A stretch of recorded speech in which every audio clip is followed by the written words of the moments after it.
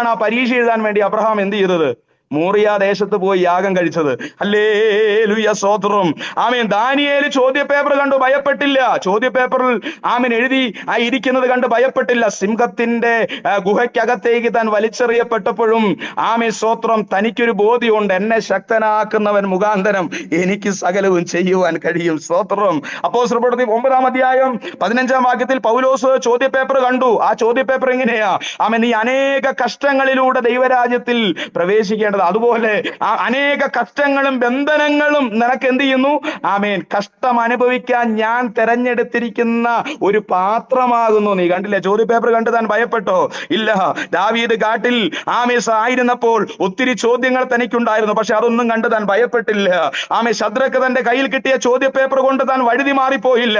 ആ തീക്കകത്തേക്ക് വീണപ്പോഴും ചോദ്യം കൊടുത്തവൻ കൂടെ ഉണ്ടായിരുന്നു. മനസ്സിലായില്ലേ? യോന